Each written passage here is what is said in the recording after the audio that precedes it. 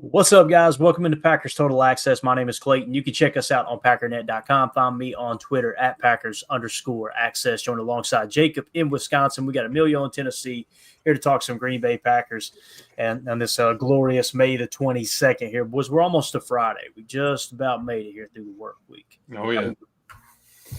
I'm excited for a 3-day weekend. If that's 3-day, hold up a minute. You actually take the 3-day weekend? Oh, for sure. Are you kidding me? On Memorial Day, come on now. We can move the yards together. We can make it happen. Jacob, do you believe in the 3-day weekend, sir? I know the kids nowadays, they don't have the work ethic that us older, old bucks do.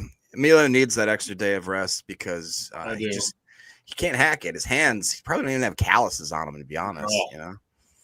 No, That being said, yes, I will be celebrating the 3-day weekend.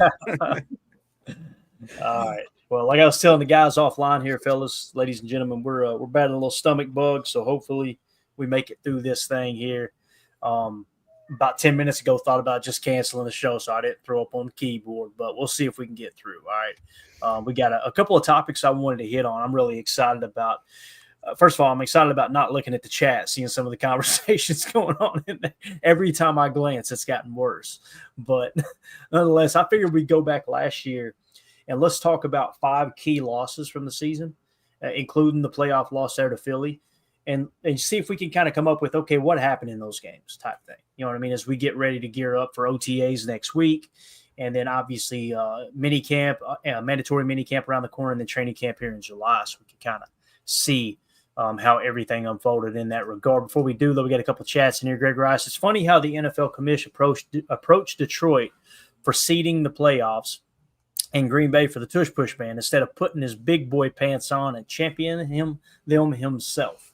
I don't know if you guys heard this or not, but Detroit basically leaked it out that, hey, they were trying to get us to we were told by the league essentially, hey, you guys push for this, Green Bay's going to push for that. That's how the rule changes come about. And I know, Greg, that it's popular to take shots at the commissioner and pretend like he's the one just calling all the shots, but it is not the case at all. Like he literally does exactly what the 31 owners plus Mark Murphy says. That's what he does. That's his job. And the way this typically works with the politics involved is you want to be strategic on which owner is the one who ruffles the feathers, right? And I think that's all by design. So what I'm getting at is Roger Goodell didn't come up with this scheme to go, all right, guys, here's what we're going to do. I think Detroit should do this and Green Bay should do that. The owners that wanted this band are the ones who came together and said, all right, who's going to be the one to take the fall? Who's going to fall on the sword here? It was Mark Murphy and the Packers for the tush push. And then, of course, the seeding in the playoffs was going to be Detroit. Now, why did they pick them? I don't know. There's probably some backdoor dealing going on. There's probably a favor they're going to return. I will say I'll just say the last 2 drafts were in which cities? Detroit and Green Bay.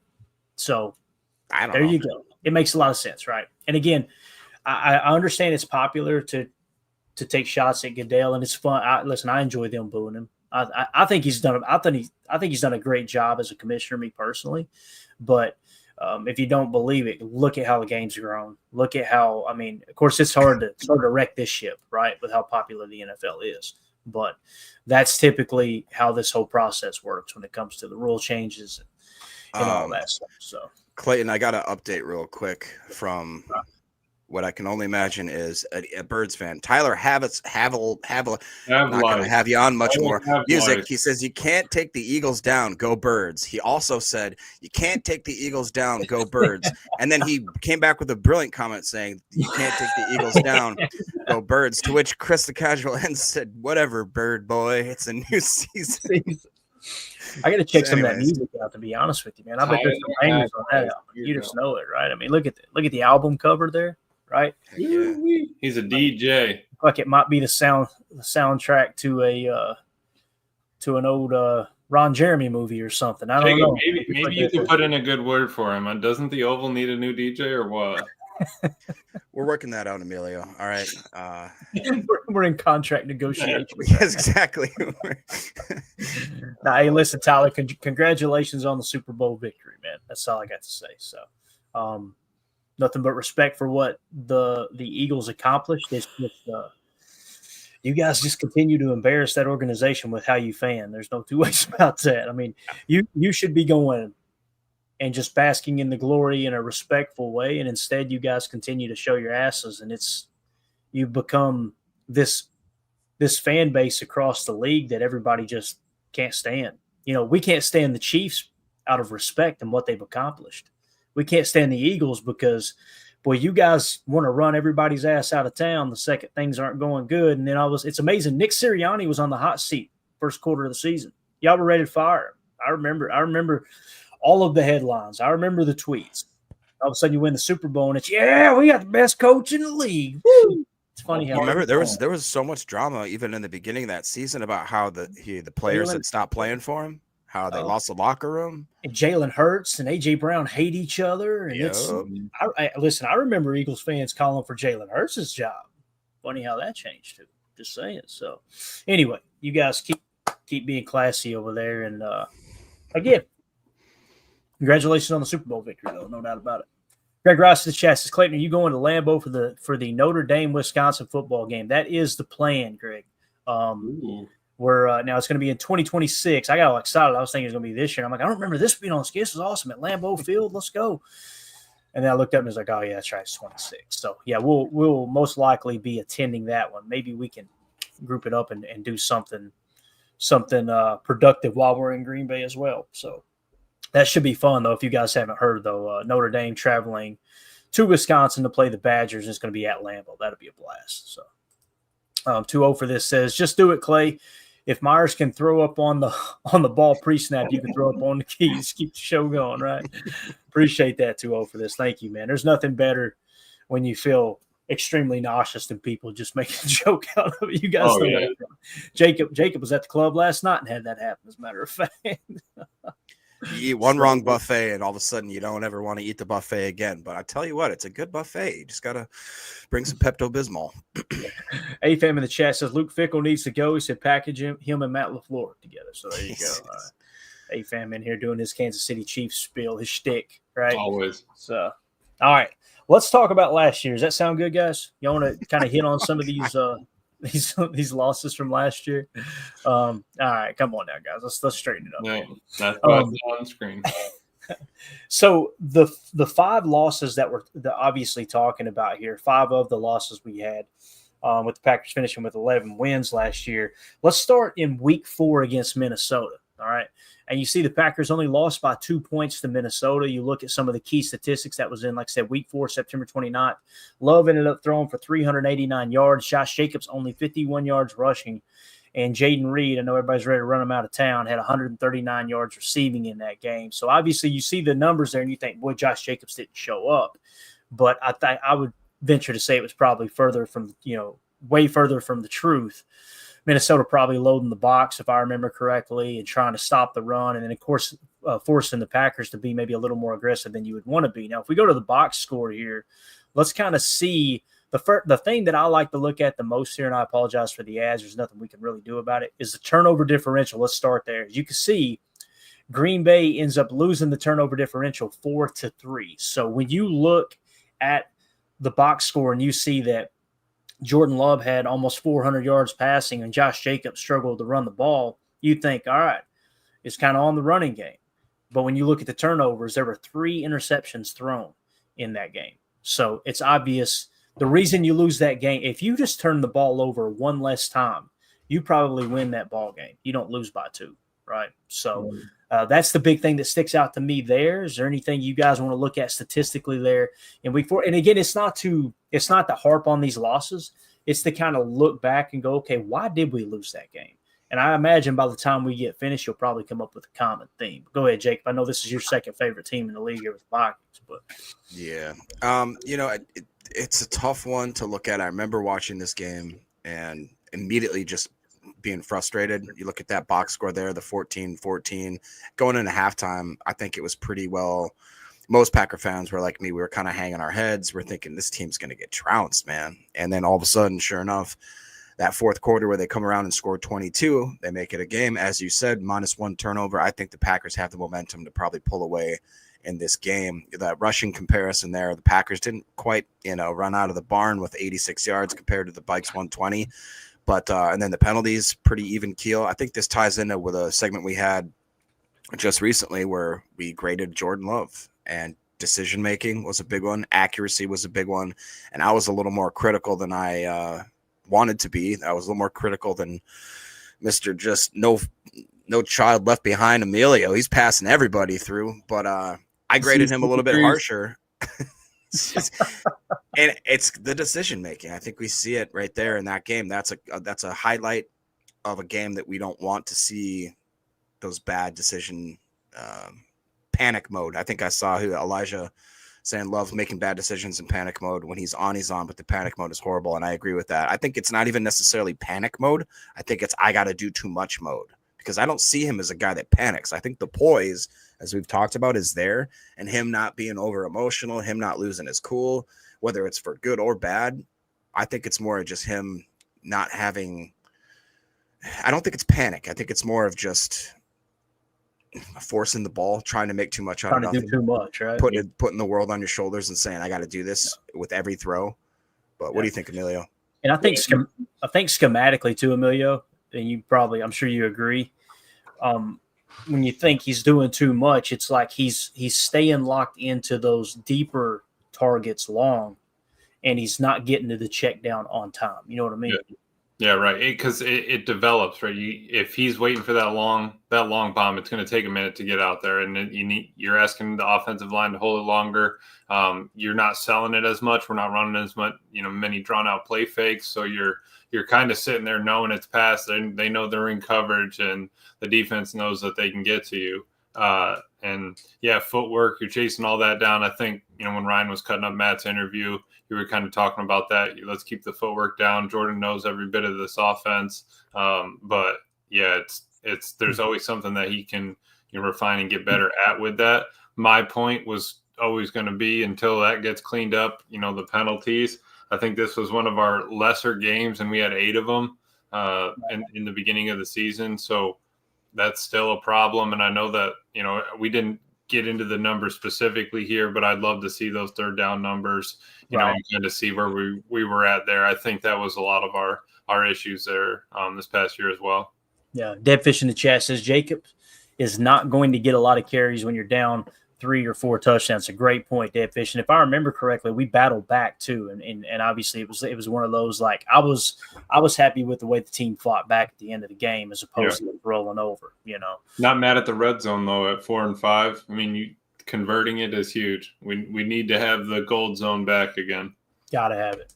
Respect Orange says, and it was Love's first game after his injury. So that explains, it's not an excuse, but it probably explains a little bit, like, okay, not being able to step into those throws. You could see that plain as day, not being able to scramble, not being able to step into the throws. The way he would step, throw, and then hop back off of it real quick. On my knee. That's exactly right. So there is the Minnesota game. Let's see if we can hop back now, and let's talk about the next game. I felt like was pretty darn important in terms of a loss, was Week 9, right? And it was a loss to the Lions. And if I remember correctly, this was at Lambeau Field. They lost 24-14. This is the one that Tim was at. Good thing he's not here tonight. He would be in a tough grave.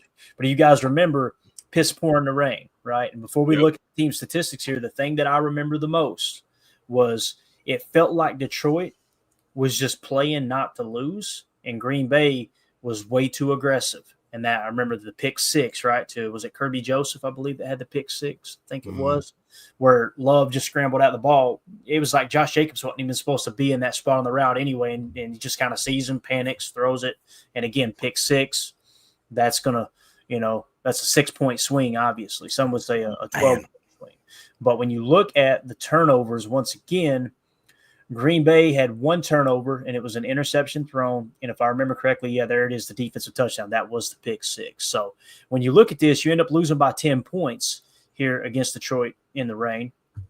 However, that pick 6 changed the whole momentum. If I remember correctly, I should probably shouldn't do this, but let's see if we can do it. Let's go to the interception thrown.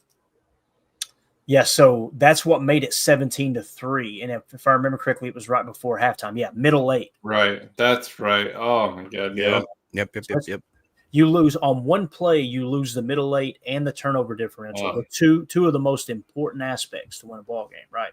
And again, it wasn't like you got blew out, you ended up losing by 10 points. That's pretty wild to think about. And kudos to the defense, because if you take that pick 6 away, they held that one of the best offenses in the league in Detroit to what would that have come out to there, boys? How many points? -7 there. That would 14, have been 17. 17 points. Can you scroll up real quick, Click? Because to that point, as I'm looking at this box score, it's like the Packers on paper should have won this game. If you can you go back to the box score? Team stats? Yeah. Look at that. I mean, passing first downs, Green Bay advantage. Rushing first downs, just pretty much even. First downs from penalties, Packers have 3 to their 1. Third down efficiency, we're better technically than they are. Fourth down efficiency, they pretty much similar. Total plays, almost similar. Total yards, we had 411 to their 261. Right. We had 9 total drives to their 8. We had 6.6 yards per play to their 4.7. It literally came down to almost one play, one boneheaded play that completely shifted the whole situation there, and a slow start for sure. Yeah, changes everything, Emilio. When you lose the middle 8 in a turnover differential, now you didn't know you were going to lose the turnover differential at that point, but that's why I felt like Detroit was just like, you know what? Let's just let them give us this game here. Mm-hmm. Let's just kind of, you know what I mean? I remember feeling like that. Yeah, that's one of those where you're just hitting the middle button and you're going home on college football. If you throw a pick, right before halftime, you're trying to get back in it. Yeah, I'm quitting out of that game. I'll just start a new one. There's no point in continuing. And that's kind of how you feel sometimes when that kind of just gut punch hits you like that. You really need to, I think it's gonna help. You got dragged through some of these were rough losses. You're gonna dwell on that. He's gonna remember it. And I think that obviously we don't want that to happen moving forward. But you saw their third downs, we kind of struggled. We did all right on fourth down, but third downs, we got to get ourselves out of that. We got to be, we got to continue the drives. We can't keep getting hung up. And again, now we're done. Now we've gone up in penalties. We've hit double digits now. We're at 10 of them for 67 yards, drive killers, progress stoppers, all those things. And, most of those are mental mistakes that you should be getting past at this point. Yeah, for sure. All right, let's move along to the next game, the next loss, I should say. And let's see if we can dissect what happened there. This will be week 14 at Detroit. All right. You lose 34-31. So obviously one of the better teams in the league. I think they did make it to the NFC Championship, if I remember correctly, right? Detroit. Who? So you lose 34-31. On the surface, you go, dang, boy, this defense gave up 34 points. You ain't going to win many games like that. And on the surface, you would think the offense did their job, right? Let's take a look and see if anything else. Matt does not look happy there. That's tough work here. Let's go to the team statistics here. Passing first downs, they got 10 more passing first downs than us. Rushing first downs were even at 7, right? First down from penalties, the Packers got 3 first downs, and the Lions only had 2. Now let's go to the important statistics here. Turnover differential was 1-1, right? They lost a fumble, but once again, we threw an interception. Like to see where that interception was real quick, and we'll come back to this screen in just a second. Let's see if we can find that interception. Of course, we picked them, or did they threw the interceptions? What it was, right? Or was it? Let's see here. Yeah, they threw the interception, so we had a fumble then. Green Bay's fumble was Josh Jacobs' right tackle, and right, yeah, he got punched out, and when he was kind of like diving forward, I think. No, here it is, right here, I believe, Emilio. 2nd and 3. Is that right? Yeah, second and 3. It says Jordan Love's short right to Christian Watson to Green Bay's 44 for 20 yards. Fumbles recovered by Detroit. D Long at Detroit's 46. So that's when he was running up the sideline, right? Yep. Yeah, and he jumped in the air. Just one of those. Somehow the ball stays inbound. Yeah, that's right. I do not understand how that happened. So that was one of those on an explosive play, which should triple your chances of scoring on that drive, right? You turn the ball over. So here we are again. We're seeing turnovers, is the big problem. It is. The Packers would not have won near as many games last year if it hadn't been for our defense forcing turnovers and kind of evening that turnover differential out. But yeah, that's really, really interesting because you forget about this stuff, right? Yep. And if you're going back and looking at it, it's Dude, important. I remember that play. Now the thing is, and Tucker was sitting there looking at the ball, and then we were all mad at Tucker that he didn't dive on it, but he didn't expect the ball to come flying out of Christian's hand like that. And you know what? This game brought. Don't you say it, Jacob? I can hear it in your voice. Don't you say it? What? I'm not gonna. Well, when I look at what really killed us, I remember watching this game and just thinking we cannot stop them on any third down, any fourth down. Right. And the third down efficiency, I remember this just, we were 1 of 5 to their 7 of 15. And here's the absolute kicker. We were 0 for 0 on fourth down. They were 4 for 5. They went for it 5 times on fourth down and got 80% of them. And we didn't even try it. That to me I don't think I've ever been more disappointed or angry with Matt LaFleur's lack of all gas. Just give me something, dude. Light a fire under these guys. You're not even going to try it. You're not even going to try a fourth down where they're just like basically saying it's an easy collect $200. You know what I mean? Pass go to like, give me the money. We're not even going to try it on them. 18 passing first downs. Unbelievable. Yeah, that's crazy, right? And I look at it a little different, Jacob. Not to say I'm right and you're wrong. Like when I look at the fourth down efficiency, I go, okay, there's no reason to be aggressive. You're 3 points from winning the ball game. You know what I mean? Like you still finished 3 points away. And here's the thing, Ryan talked about this on his podcast a little while back as well. He's like, they talked about Ben Johnson going for it on fourth down. It was gonna screw him up in the end. It was gonna catch up to him. And I think it did there toward the end of the year, if I remember correctly. There was 1 or 2 games where they were like, man, he's just being careless calling these fourth down. So if you get them, it's great, right? If you don't get them, sometimes it costs you the game. I'm very anti go for it on fourth down, but I probably should be leaning toward the way Jacob feels, because when other teams do it, I'm like, it makes you feel like you're helpless when they go for it. It's like, we did our job, we got to stop, and they come out and go for it on fourth down and move the chains. That's so frustrating. So you're probably onto something there, Jacob. Me being the boring fan I am, that's the way I look at it and go, I don't know, man, we're just 3 points away, But right. I look at it as more of just a coach saying to their team, hey, I believe in you guys. Let's go get it. I'm going to give you one more down. I mean, they're a combined 11 of 20 on third and fourth down to our 1 of 5.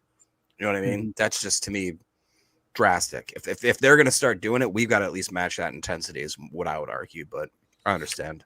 Yeah, and the other thing too, the other aspect of that is there are now, not that coaches care about what we say or what the pundits say, right? Any other media members, but the other side of that is if an offense goes for it, it also says I don't trust my defense, right? That's another way that people look at it. So I honestly don't think players look at it that way. I think it's more about people like us blowing it out of proportion and the media, obviously. But yeah. You got anything else you want to add to this game here, Emilio? It's that's a heartbreaker there because, again, like Jacob said, they went 4 for 5 on fourth down efficiency, and you only lose by 3 points. I mean, I'd like to see. Let me do this real quick as you're gathering your thoughts there, or as you talk here. Yeah, Jordan Love finished with 206, 1 touchdown. Josh Jacobs, 18 carries for 66 yards, 3 touchdowns. Jordan Love did scramble 4 times for 23 yards. That's kind of a surprise. Christian Watson had a hell of a game. It's just that fumble, man. One play, right? One play. Yeah. And, I mean, that brings back all the memories, that one play. That's what it does. Clay, can you go back to the stats again, the team stats? Yeah, man. So I was just looking. So we gave him 2 first downs on penalties, which isn't – I mean, 1 less than theirs, but it should be 0. Scroll down for me. Where were we on our penalties on this one here?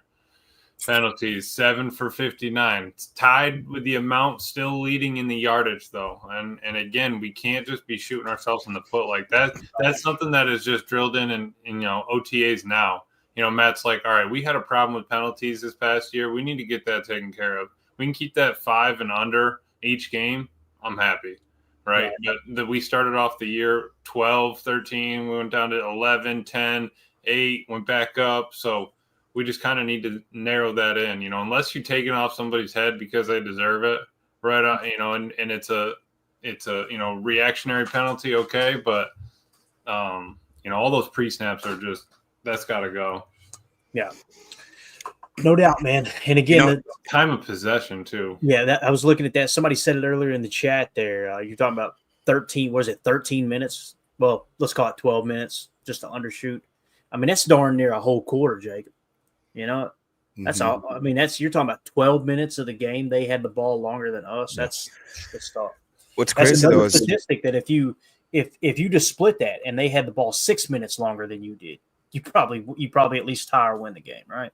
Yeah, that's what's crazy is this is a fun exercise. I should say fun, but it's an interesting exercise to look back because given all of the BS and the sloppiness and the bad plays, whatever you want to say, arguably you could say that the Packers lost both of these games by one play in each game.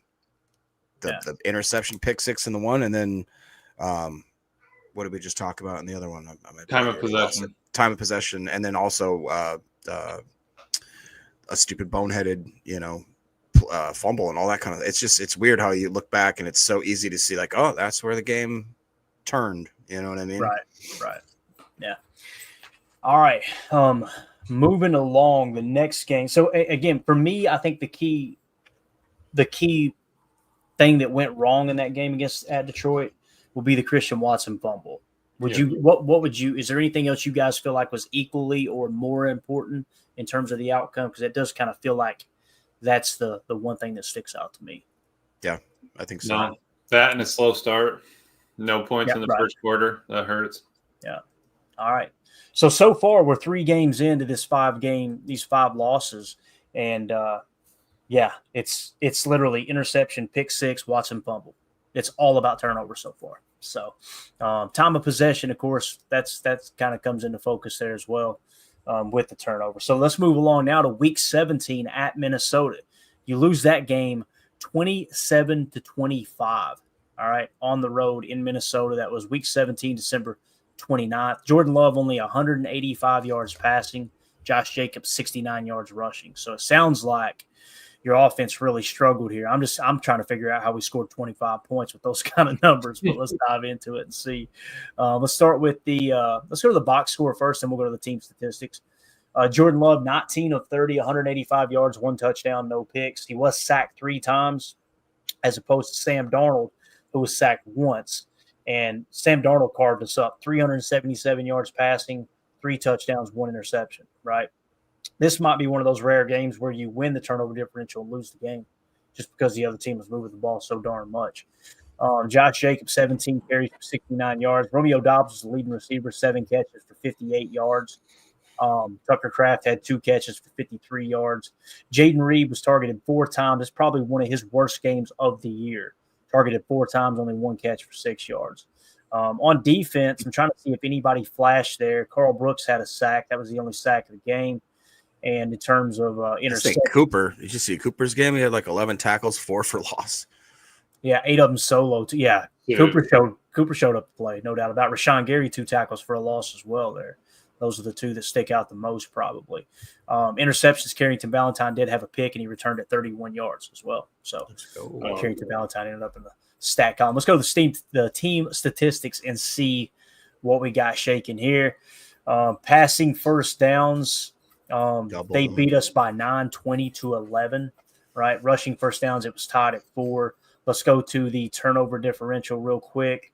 It looks like it was tied 1-1 as we lost the fumble and they threw an interception. So the turnover differential was even. And once again, you see them beating us in time of possession by 11.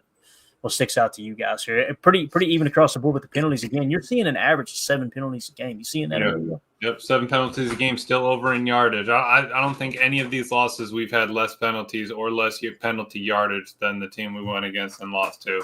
It's not the only thing, but it's just one thing that you can clean up on your end to try to make your game, more streamlined, more to the point. Then again, you're giving up 11 minutes in possession. That's tough. It really is. And they were throwing the ball all over the yard, 43 attempts. That's a lot of coverage snaps. That's a lot of running up and down the field. Your defense is on there. And I mean, the fact that it was only 27-25, and they had the ball that often, hats off to the defense as we go back through this. They really did try to keep us in every one of these games. It's not like any of them were massive blowouts. Yeah, it's an interesting stat line when you look at it. Like you said, the penalties are somewhat similar, turnovers similar. And then you look at the time of possession differential there. I would argue that maybe the sacks that we took, having 3 for 18 yards lost, doesn't maybe seem like a ton, but the situation and where those sacks were taken, I think could absolutely lead to being just catastrophic for being drive killers and all that kind of stuff. Yeah, I was going to take a quick peek here and see if we there's the fumble. So Josh Jacobs fumbled. That was on the opening drive, guys. Yeah, that's rough. That's huge. How many opening drive fumbles did we have? I mean, Keyshawn, this one. I mean, not like it was a lot, but it just turns the game up on its head. Right. And I'm. You know what I'm looking for here, guys. You know how I feel about this. I'm looking for first down sacks because they tick me off, dude. There's got to be one in here somewhere, right? Here's a first down penalty. Of course, that was on the defense. Never mind on that. Just glancing here. Is that the turnover on downs? Yeah, that's what I'm looking at. Yeah, Brandon McManus field goal is good there. So, yeah, the turnover on downs. Let's see here. Short, middle. No. Where's the sacks at? I haven't seen one sack yet. I know we didn't look at every drive, so maybe they weren't as much of a factor as I would think they would be. Yeah. But I'm not seeing one here yet. Here's a punt. Jacobs, J-Love scrambles for 6 yards, 3rd and 1. Illegal formation. That hurts, doesn't it? Mm-hmm. That was illegal formation, or was that on the defense? No, it had to have been on offense. If it was an illegal formation. It had to be on Green Bay, right? It didn't say who Green Bay. Yeah. And then 3rd and 5 incomplete, so no, nothing there. I mean, as I'm looking at it here, the sacks are what stick out to me, even though we haven't found exactly when they happen. That's a big number, like you said, Jacob, having given up 3 sacks. But the big thing that sticks out is that fumble on the opening drive. Am I wrong there? Am I wrong? That kind of sets the tone for the game, right? Each of our losses feel like a big fumble has occurred so far. You know, yeah. I mean, at least the past couple we've looked at. It's a big fumble that changed the tide, and then early was the 3 picks from Jordan changed the tide. Yeah, no doubt. Here we go. There's a sack. Yeah, and that was on 3rd and 13 at their own 38. So that one I can handle. I mean, what's the chances you converting on 3rd and 13? It might have been one of those things like, okay, do you throw a pick and give them great field position, or do you just take the sack? We'd have to watch the play, go to the tape, obviously. That one I don't think is as bad of a situation. Jordan, there's another sack there. Second. Look at this right here. Josh Jacobs, right tackle for 19 yards, touchdown nullified by a penalty. Sean Ryan holding. Oh my God! That's an explosive play and a touchdown, and that's the difference in your ball game there. So what we're seeing now is the Josh Jacob fighting back after a fumble, and Sean Ryan taking us under. Yeah. I'm gonna put Jacobs fumble, and then I'm gonna put Ryan. Hold on touchdown. Man, that's brutal. That's where Matt just wants to snap the clipboard in half over his knee. Like, are you freaking kidding me? And here's the thing, like, why does that happen to us? I mean, you're seeing the theme here: interception, pick 6, Watson fumble, Jacobs fumble, Sean Ryan hold. That sounds like the youngest team in the league, boys. That's what it sounds like to me. And whether you want to, make the argument Watson's not a rookie, nobody's saying he is. Josh Jacobs is one of the veterans on the team. It's true. But when you think of what's the negative to a young team, you got to think mistakes and mental errors, right? Like, it's kind of what comes to mind. So I think we got to the bottom of that one. Wouldn't you agree? The Jacobs fumble on the opening drive and then the Sean Ryan hold that's nullified the touchdown. So moving along now to the wild card game against Philadelphia. Let's see what went wrong there. We can go back here. So obviously the Packers lose 22-10 there in Philly for the wild card game. This guy over here to the left looks like somebody that Jacob sees at the office on a fairly common basis there. So no comment at all. Let's go to the team Actually, let's go to the box score first. I like doing that first. Jordan Love, 20 of 33, 212 yards. Jacob, look away. 3 interceptions, right? It's tough, man. That's tough. I'm feeling a little bit better about my 5.5. I gave him last night. I was thinking about it today at work, and I was like, was I too hard on J-Love? Was I too hard on him? And I always mention the injuries. It's not like I'm saying, hey, this is who he is. He was battling through injuries, and I am going to use it as an excuse. I am from time to time because it does.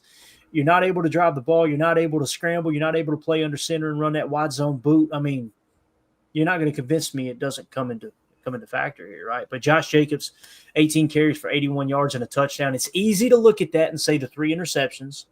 Again, I remember one interception where it was like, you got to take a shot here. And their DB made a hell of a play on it, right? You got to remember the opening kickoff fumble as well. Keyshawn Nixon. There you go, man. We're with you, buddy. Hire Coop in the chat says it was over as soon as Nixon fumbled. It really, as soon as it happened, this is a playoff game, right? Playoffs. Playoffs. I literally took my pen and went. I was charting the game and I went. And I got up and walked downstairs. I'm like, the chances of us winning this game are so small now. Even though it's 0-0, right?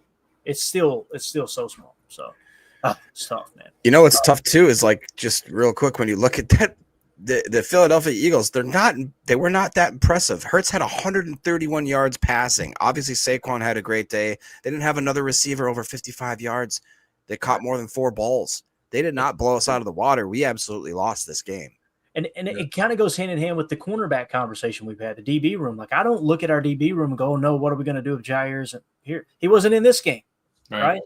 And we held a good passing team in check. I know they run the ball. That's their bread and butter.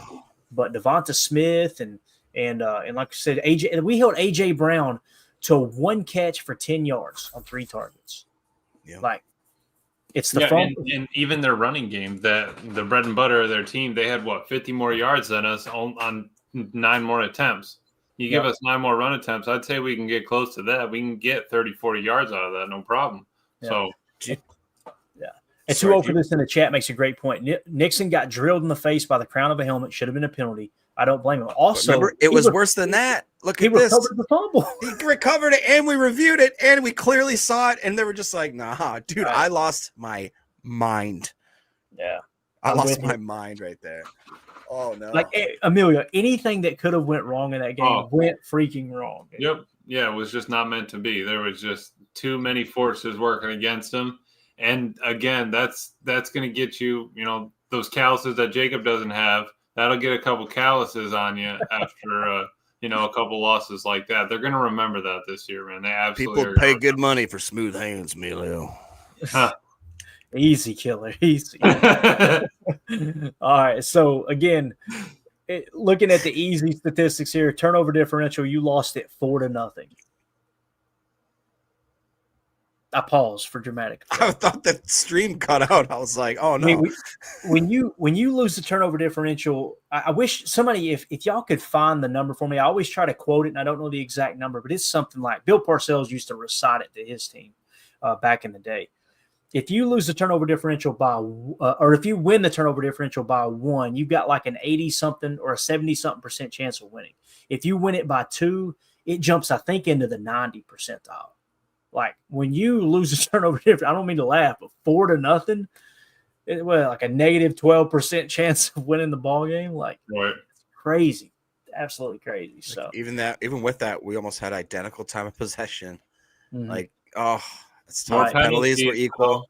And that's to me, that's a testament to the defense, right, Emilio? Like the fact that the time of possession was that close. Like they were hanging in there, man, for sure. Yeah. I'm still mad about the penalties. 8 for 85, still lost that one. All of our losses, we have more penalties than the other team. So yeah. And you have, man. You've stood on that mountaintop. I mean, as long as I've known you, man, dude. Especially the ones. That's all they used to drill in our heads when we played. It was like everybody would line up on the goal line, Jacob, right? And you would sit there, and it'd be on 2. Everybody would know it. Everybody would look to the left and look to the right and tell everybody in line that it's on 2. And the one dude that jumps, you got to do all your pyramid sprints again. And you are about ready to wring that dude's neck, right? But you're a team, so you're going to make that mistake. It's going to cost the whole team. 8 penalties is something you need cleaned up, especially pre-snaps. Yep. Jacob, did they penalize the whole staff at the office when one person falls off the pole? Is that how that works? Yeah, it's the worst. We got y'all running sprints. It was doing up downs, which most of their hips don't work well, man. It's basically just a down and then no up. I just imagine the thong doing an up down. Oh my gosh! All right. Anyway, this show took a turn here. Greg Rice, AI. Thank you for looking this up, Greg. He says AI said in NFL football, teams winning the turnover differential by one turnover have a strong chance of winning, with a historically high win rate around 70%. So it was 70 there. Let's see here. One multi-season analysis of NFL games by Harvard University in 2014 found that teams with a positive turnover differential of one in a game ultimately won 69.6% of the time. So there you go. Just a +1 has got you right around that 70% win rate. When you go to 2, I'm almost positive it jumps. It leaps past 80% and goes into the 90 percentile. I guarantee you +3 is in the 90 percentile. Yeah, 4 is probably 99.9%. I would really like to see if someone could find, not now, but if you guys do find it, throw it in the comments or put it in our Patreon group. I would love to find out how many teams have lost the turnover differential in the history of the NFL, lost the turnover differential 4-0 and won the game. I think there was one recently. I remember the announcers being like, "This shouldn't happen. Like, this never happens." It's just unreal. So there you go. If we had to say why they lost to the Eagles, what do you think the theme was? That 4-0 turnover differential would have to be, right? Yeah. And if you had to pick one second, what would the second place? I mean, it wasn't time of possession. The penalties, we have one more than them. And like it wasn't a major factor. I just want that to be a focus is all. And both teams struggled in the red zone, right? 1 of 3, 1 of 4. I think it's just got to be turnover differential, right? Yeah, there you go. And when I say turnover differential, I'm going to put Love 3 INTs, and I'm going to put Nixon fumble kickoff. That sound good? Yep. All right, cool. So again, you're probably wondering, why are we doing this to ourselves? Why are we torturing ourselves? It's not to get in here and say, woe is us. These are, some of the worst losses of the year or what have you. It's to understand what happened and why did it happen. That's the whole reason we do Chalk Talk. It's not, yes, it's fun breaking down the tape and understanding, like learning little aspects of, nuances of Matt LaFleur's offense and Jeff Hafley's defense and all that. But also it's just about understanding what happened.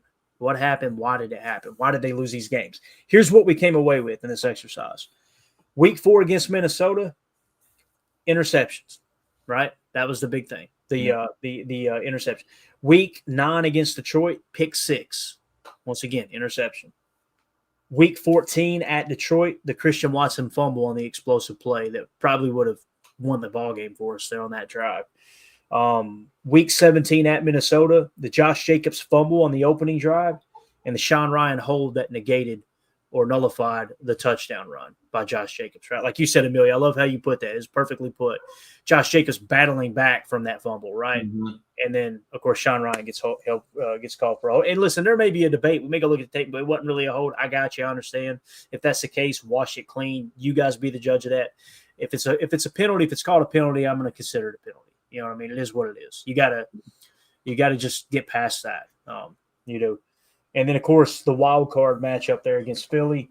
You go on the road and you lose to the eventual Super Bowl champions. You throw 3 interceptions and you fumble the opening kickoff. You ain't gonna win that ballgame. So, how do we fix that, guys? We'll end the show with that. I'm gonna go around the horn with that. How do you fix it? Jordan will be better this year, I believe, personally, right? Because of the injuries. He should be completely healthy now. He will be completely healthy. God willing, and the creek don't rise. But what's the other thing? What's the other aspect of that? It's playing within the scheme. It's playing within, it's what Matt LaFleur talks about, playing complementary football, right? Like, it wasn't complementary to the rest of the team for Josh Jacobs to fumble on that opening drive. But it later on in the game, he rights the wrong, and Sean Ryan's not playing complimentary football, being undisciplined. What do you guys think? How do you fix it? LaFleur sums it up perfectly, Jacob. I don't want to pat you on the butt and you poop my hands. So To be 100% honest, man, if I am being honest with myself, I guess what do all these games match in common? They're the biggest games of the year. And It's for whatever true. reason, Matt LaFleur consistently, the one big knock on him that I can't find a devil's advocate to argue for him is that it seems like the biggest games in the year, we consistently come in flatlining. And we've blamed it on travel. We've blamed it on no leadership. We've blamed it on, overseas games, whatever the case may be. It seems like when the lights are on, when it's like, we gotta have a good game, these guys show up flat. And I don't know how we coach that out of them, because it doesn't seem like it's worked in the last 3, 4, 5 years for the organization as a whole. So as far as the players go, they just have to go in there and have a game plan in and not overthink things and not make it, just play mistake-free football. That's what it is. But as far as the coaching and a motivation aspect, I honestly don't know anymore, because it seems like if you can't get amped up to play the Eagles opening the season in Sao Paulo, if you can't get amped up to play your biggest rival, whether that be Minnesota or Detroit, in the various situations of the season, I don't know, man. I don't know what to do. I'll say this. I think I've got an answer for it as to why it happened. That sounds like the youngest team in the league. Yeah. Sounds like to me. And that's where I kind of give Matt LaFleur a little bit of a pass, because it's like, I mean, you heard him on the Kay Adams show. I don't know if you heard it, Amelia, but he was like, yeah, give me a great pass rate. Yeah, let's go out and get, I want as many great football players on my team as possible, Yeah. And this is where, when we come down to this and it screams young team, inexperienced team, I've got to put that at Goody's feet. I can't put it at Matt LaFleur's feet, Yeah. I understand what you're saying too, Jacob, because great coaches, their teams are going to rise to the occasion. But again, being the youngest team, it's just, man. I just think it's an interesting parallel to look at. All right, Matt LaFleur, you could arguably say that he's one of the smartest, most analytical, best offensive schemesters that has been in the game right now. Right. But he can't get his team motivated to bite ankles and bite kneecaps. Dan Campbell probably couldn't draw or scheme his way out of a paper bag. Probably has a hard time telling you what certain offensive schemes are, but he will make you run through a freaking brick wall because he just has that motivation talent to him. It's funny to see how the dynamics of certain coaching's strategies are different. I think it's a great point, Emilio. Yeah, I think so too. And thinking about it, I mean, I like your point. You put that on Goody's feet because Matt can only coach with what he's given. And I like how, Jacob, you're saying Matt needs to bring that up. Also, it is on the players too, though. Matt doesn't need to be holding your hand. I mean, you can get psyched up for a game on your own. You throw in the headphones, do whatever you need to do. You've been doing it for 15 years, playing the game. So, I mean, everybody just needs to bring back that, that high school mentality when you were that best player on the field, just running up and down, scoring all the points, getting all the stats, but you're just with the best of the best now. We just need that same effort, that same mentality. I'm sure Jacob doesn't do this, but some people, will take C4 and stuff like that before a game and get really excited and be ready to play. But all natural, baby. Yeah. See, but and that's, I mean, obviously we're not doing that, but that's the kind of energy we want to have. Like, you have 18 of these, you're guaranteed 18 of these, or 17, and you have no idea what's going to happen after that. You have no idea if you're going to get hurt. You have no idea, what's going to happen with the team, whatever. So just make the most out of it and, fight through for yourself and for the team that's been through those ups and downs with you. Yeah, Greg Rice, man, thank you so much for taking the time to look this up, dude. You are awesome. You're the MVP tonight. Turnover differential, +1, 68.4%. +2, 82.3%. +3, 91.4%. 4 or more, 97.3%. I don't know what SU percentage is. What does it say? They also had ATS percentage that was similar. I'm sure it has just something to do with the win rate. I mean, those numbers look identical to how I remember Bill Parcells explaining that. So, And again, it's why you're going to hear me say all year long when we go into preview a game, whether it's week 1 or week 15 or what have you, it's going to be guys got to protect the football, got to control the middle eight. That's really what it comes down to, man. Those 2 things are so important. That and explosive plays. Those are the 3 things. And I will say this. I felt like Matt, I charted all year last year because I thought I was going to be pissed off about the first down passing. Couple of games that got out of control. But overall, Matt really did he harnessed that. He really did. So, yeah. Conversation. Chris Cashwin says, I think the biggest issue is not enough blue chippers on the roster. Ton of good, not enough elite. I can't really argue with that. Everybody wants more elite players, But if the downside to having more elite players is you're going to have less good players and more above average players, I would rather have a team full of good players and no elites than, one or two elites and a bunch of average players. You know what I mean? And I know Chris is not saying that's the type of roster you want to, but it seems like some teams are like that. You know what I mean? You get these teams where it's like, well, look at Saquon Barkley forever at the Giants. Absolute superstar, right? But the rest of the team was cheats for the most part. So. Yeah. What's interesting, too, is with that comment from Chris, the casual. And I would agree. A lot of people would say, well, no, look at that. They've got so many first-round draft picks on that defensive line and this and this and this.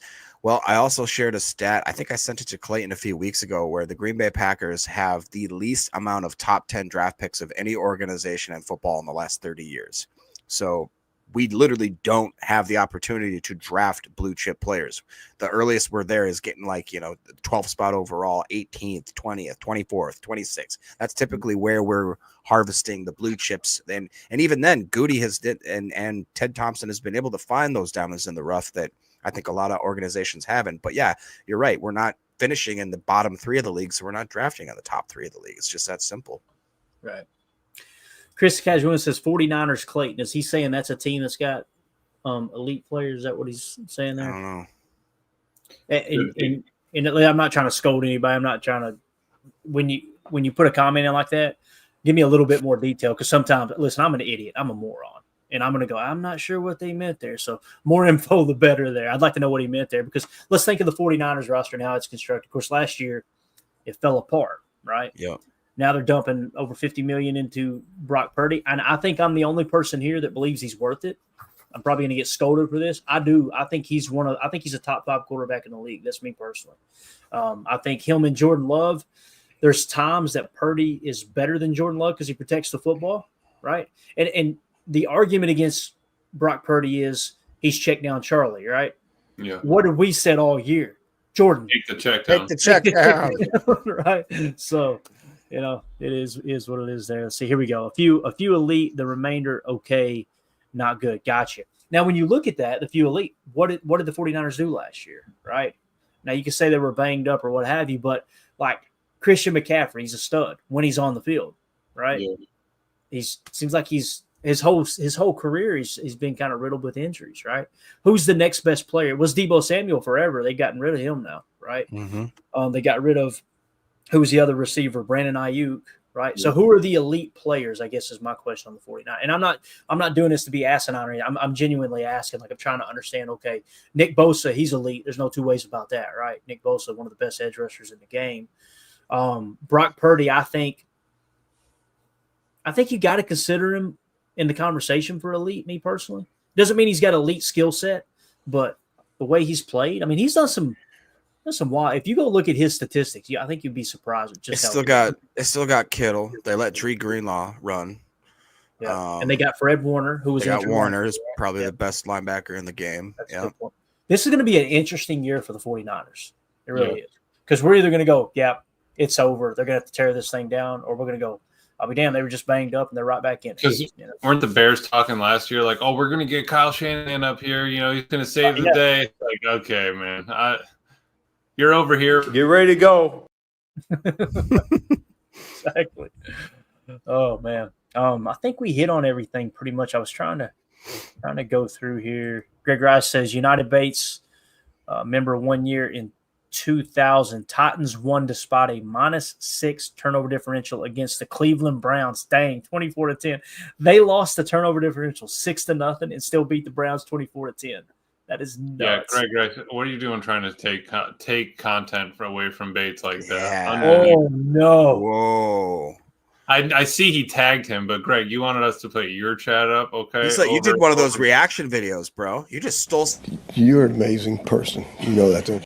Unbelievable, Greg. For shame. I was just bragging on him, too, man. Unbelievable. Greg says, I quoted him. Greg said, You think God never farted?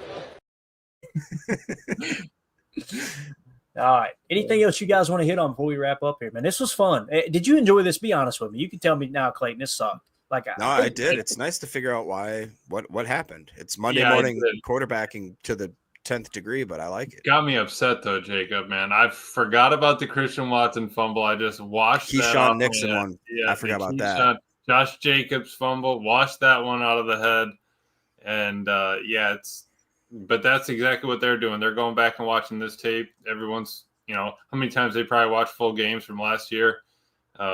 It's just something you have to do. But, man, let's get to this next year and move on with it. All right. Right. And this is something that me and Jacob have done for a while. Like, as we get a little closer to training camp, we go, all right, let's recap the first quarter of the season last year, second quarter, third quarter, fourth quarter. So we got, all right, there's a refresher. What happened the year before, right? Mm-hmm. I just thought in this case, let's look at the negative and go, okay, what really cost us these games? If you clean up the turnover differential, here's the good news. Let me put it this way. Here's the good news. If you were to clean up that turnover differential, like we said, Minnesota week 4, Detroit week 9, Detroit week 14, Minnesota week 17, and of course the wild card game. If you just turn the ball over, one time as opposed to 4 there, you're probably in that ball game. I feel very comfortable saying you win 2 of those 5 games. And guess what that means? We're a 13-win team. You know what I mean? Like, that's how good this team can be. And it really is feeling like 11 to 14 wins this year. It kind of feels like 11 is the basement for this team. It does. So, Anything else, boys? Anything at all? Real quick, if you guys are in the market for a dog jersey, I'm just saying. Look at this. I found this puppy, literally. Fitted, it's NFL sanctioned. It's $17.99. I think I sent Clayton the link. If you're in, I'm serious. It fits my 60-pound pit bull like a glove. He loves it. Respect Orange just said Jacob has a. I'm about to expose myself. It did look that way. Yeah, I apologize for that. Oh man, Greg Rice says, "Will it fit an 80-pound golden?" I don't think it would. Stuff it hard enough. Yeah, not like that. Shut up. Get ready to go. You put that shirt on Lincoln, it's gonna be Fat Man in a little coat, just like for sure. Yeah, no doubt. Just see that picture I sent you earlier of Lincoln on the back deck with the American flag blowing in the background. Man, majestic AF, dude. Yeah, unbelievable. So yeah. All right, guys, as we get ready to wrap up again, just want to remind everybody the best way to support what we do here at Packers Total Access is join the Patreon community, patreon.com/Packer Fan Total Access, or scan the QR code in the upper right. Extra content. It's a way to stay in touch with our community here that's growing like a weed. We're about to crack 200 members over there, which is really, really cool. That's awesome. That's going to be kind of the next milestone. And, it's going to be a blast continuing to grow that group. That's where we do our giveaways. We're going to be doing a giveaway next Saturday. It's going to be an autographed card. I wanted to ask you guys what we should do, and I got to get your all's package sent to you as well. But we got to set out. I was gonna say I've been watching the mail, dude. Jacob opens it every morning looking for it. And here's the deal with the giveaways and stuff, man. We're so busy. Like, I'm sending 5 items out this month, so I just wait to the end of the month and send them all out at the same time. So, how about we give away next Saturday? We do an autographed Lucas Van Ness rookie, not a rookie card, just an autograph. Yeah, rookie ticket's what it says.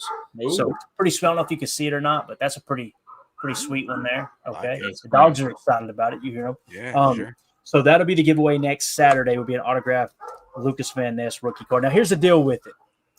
As soon as I start explaining it, I don't know what's going on. Y'all talk for a minute. Yeah, patreon.com/Packer Fan Total Access. Best way to support because Clayton clearly cannot get an insulated door here. Yeah, that's true. Right, he's got to definitely help. So again, what we do, if you're a member of the $3 tier, we throw everybody's name on a wheel. It's a way for us to get back to those who are supporting the channel. And we're also going to mention an awesome organization with Mac here in just a second as we get ready to wrap up. We got a really, really cool giveaway we're doing there. Go ahead, Jake. What were you going to say? No, I was just going to say it fits right in. United Bates says, shout out to all the Mac peeps out there. He's giving us the $10 super chats. Quit stealing my stuff, Emilio. God, just like Greg. But then we also had a bunch of great people in here. Brittany Reimer says, my autism connection preaches. You guys, thanks so much for your support. the one and only Mac and Cheese podcast, asking if you have any questions to reach out for them. They've been great all in the chat throughout the night. Shay says, my Autism Connection members here to support you, which has been great. Love the cat. To Steampunk 93, Mac supports all the way. So it's awesome to see the two fan bases merging here to take on a good cause. It's really, really cool. So you guys obviously go support here. My Autism Connection, building hope, community, and independence for autistic adults. And this is the giveaway we've got attached there, just to partner up with them. What we wanted to do was, hey, let's put a little drive together, right? And raise some awareness, raise some money for a great cause. I'm going to be donating here real soon. And Bates raised the bar. I love it. So I've got to beat Bates now. That's how that's got to work, right? So givebutter.com/KRPSJ5. If you go to my Twitter account at Packers_access, it's pinned right at the top. It's real easy to get to. You click on that link. That'll send you directly to our donation link. Just make sure when you put your name in there, put PTA at the end of it. That way we know you were a part of the PTA giveaway. So what we're going to do is anyone who donates to that awesome, awesome cause, we're going to take everybody's name, put it on the wheel just like we do our normal Patreon giveaways. We're going to be giving away an autographed Dorsey Levens jersey, Super Bowl champion Dorsey Levens. So really, really cool piece of memorabilia there. And I know we got a lot of young viewers. You're probably going, you probably know who Dorsey is, but Dorsey was an absolute dog and one of the best human beings you'll ever meet. Just one of those dudes, top-notch human being. I think it's pretty cool that we are doing that specific jersey giveaway for such an awesome cause here with the Mac Connection. So appreciate everybody over there, and thank you all for joining the stream tonight.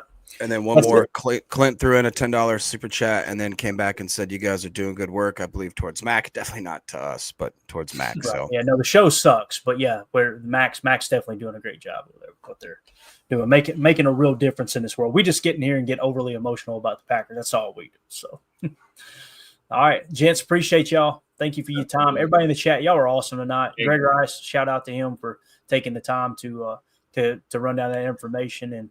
And I believe United Bates actually stole Greg Rice's. Oh, wow. Conspiracy. Plagiarism. Yeah. Just real quick, play the schedule for the rest of the week. Oh, yeah, that's right. Thank you so much. Tomorrow night, guys, no show. Got to go to a nephew's graduation. So we're doing that. Saturday, the plan is to do a show Saturday night. Information theft is not a joke. Millions of people suffer. So no show tomorrow. Saturday we'll probably be doing a night show, and then Sunday will be a morning show because Sunday I've got to drive over to Kentucky to another nephew's graduation. Man, I don't know what happened that year, boy. Everybody was just they were busy. Never down. You know what I mean, Emilio? You know what I'm saying? Yeah. Jacob knows a little bit more than that. Amelia, you want to tell the listeners you got a big date coming up here soon, right? Aren't you making a big decision here soon, or do you just want to keep that secret? Yeah, we can keep it for now. Okay, got it. All right, never mind that. See, that's why you ask these questions off the air. Everybody have a wonderful evening. It was becoming a citizen, guys. Coming up pretty quick. Made it. My man. Just kidding. No, seriously. Thank y'all so much for your support, and thanks to Mac, everybody with Mac here in the chat. Y'all have a wonderful evening. As always, let's go out and be the change we want to see in the world. And go Pack. And we go. We're out. Bye, guys.